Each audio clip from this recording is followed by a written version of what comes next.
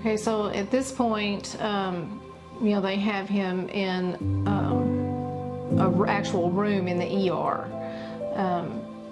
And that's what happens when you bring in someone on an ambulance, is they have to move them into certain areas and then get them set up in the ER. And he had to have a room that would have telemetry, which would be able to, you know, monitor his heart and stuff.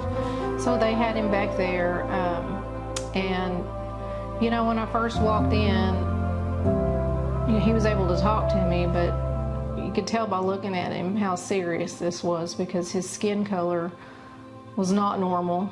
And I could see then his, you know, for a sting like that, you would think the eye would be swelled shut or something like that, but his whole face just looked puffy, and his skin color was just yellow, like just a bad color. But you could see this huge red spot on his cheek, and it almost looked like it had a big hole in it, you know, but that's how he looked. His appearance just wasn't great. But when I met the nurse who came in there, we were real excited. Again, God put somebody in our path that day that knew us, and it was a daughter of someone that Lundy had worked with for years, and so she recognized me immediately, and just, you know, which, when you know someone and they care about you, then they immediately, you know, it just gives you a sense of they're going to take good care of you, and they're going to make sure the doctor takes good care of you, you know. But so as time goes on, Lundy, you know, he gets more meds, he gets more Benadryl, and he gets more steroids and all the things that they give you. They get, of course, giving him lots and lots of fluids. He was severely dehydrated. And then they begin to, I want to show you, the paramedic come back in before he left, and he said, I want to make sure you have these EKG leads, because I want the doctor to see what I saw when I first got to him, you know, before I give him any medication. So I brought that with me today, and I wanted to show you.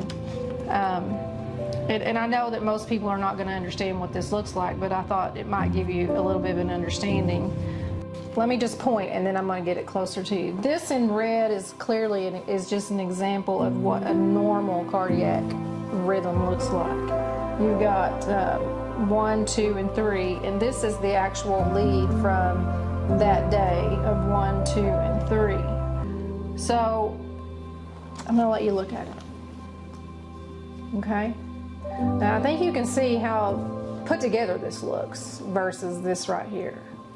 And really, I want you to focus on this V3 down here. This, what that's looking at is that's looking at the front of the heart and the ventricles. The left ventricle is the largest ventricle of your heart, and it's the one that really squeezes and gets all the blood and all that going through there. Well, if you look right here on this normal, you see how pretty that looks. I mean, you know, it's just clearly a boom, boom, you know, boom, boom, just like you see on TV. But you can see here that day that it was very erratic, and you can see this big, huge point here that we call in the medical field a fireman's hat. And when you see that, you know that that's called a no ST elevation, which means that there is a reason, for some reason, that heart and the artery can't get any blood. Now, it is the most common cause of heart attack out there. Now, for most people, that's probably going to be a blockage. You know, you hear all the time that somebody's rushing to the cath lab and they can release something blocking an artery. In this case, it was from anaphylactic shock, because there wasn't just something little in there blocking, it was literally just shut off. So this is very concerning when you pull up, you know, and you get this on a cardiac monitor. You know that if you don't do something really quick, you're going to be working a full-blown code blue. So I just kind of wanted to show everybody this was the first look.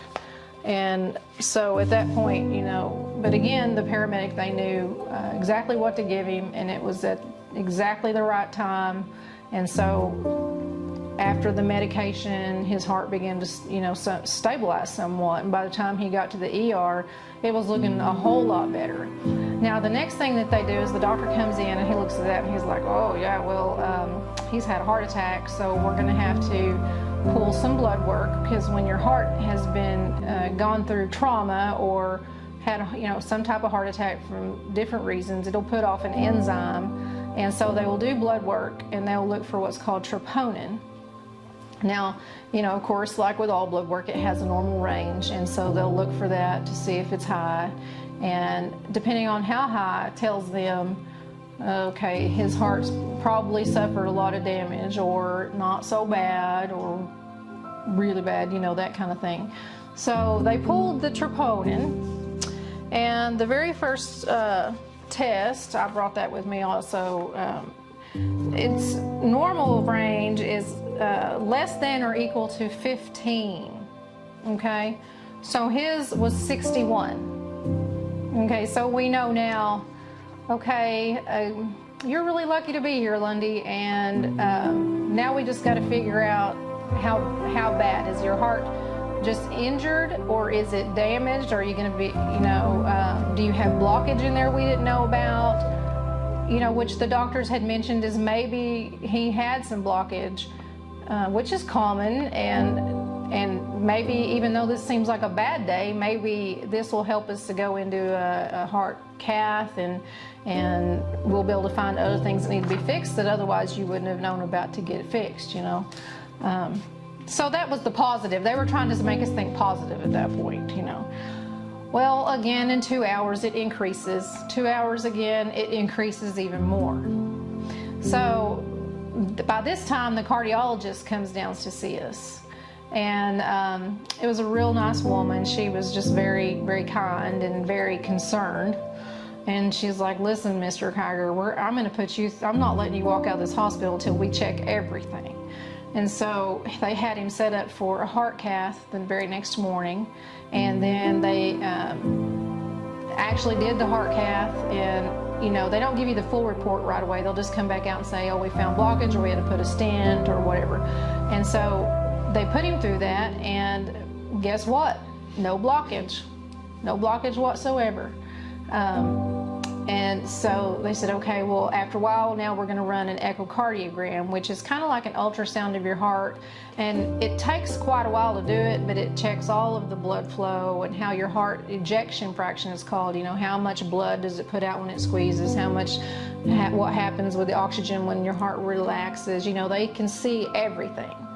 And so it did show that, the heart had been injured. Okay, so it was clear that there was a lot of swelling still in there, and some of the where the blood flows and to the ventricles was swelled and thickened a little bit, but that was normal. And they said that's normal, but you have no lasting damage. I mean, that's what was so amazing, was there was no, we were scared.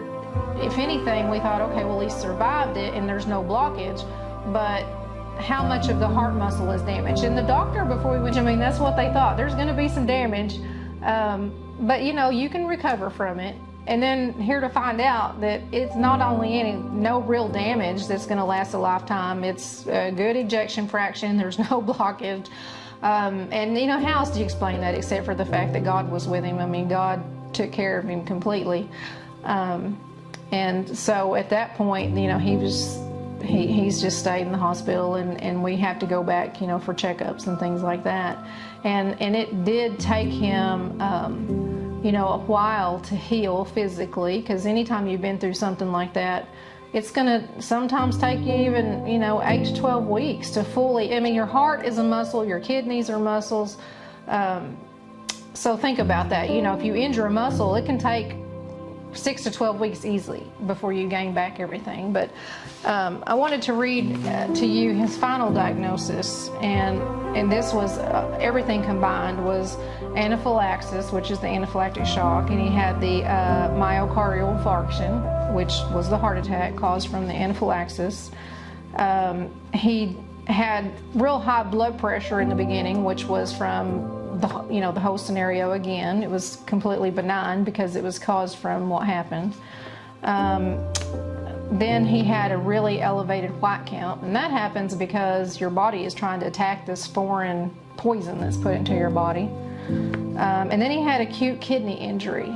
And I think when we were told that kind of hit us. We were like, you know, who would think your kidneys would be injured? But think about, again, when you're in shock, you have no blood flow. So all of your organs, that's why it's so important when somebody goes down to get to them quickly, because, you know, even if you get them back, sometimes you don't get them back whole. You know, sometimes there's lasting things that will be wrong.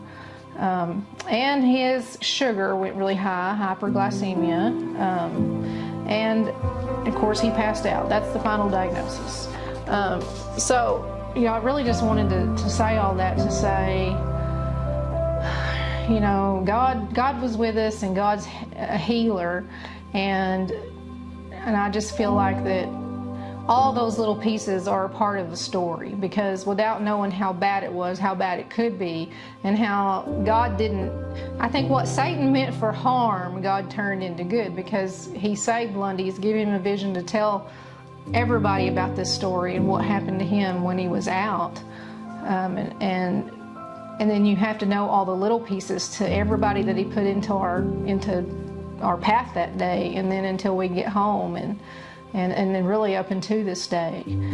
So that's where we are, and we eventually get to go home.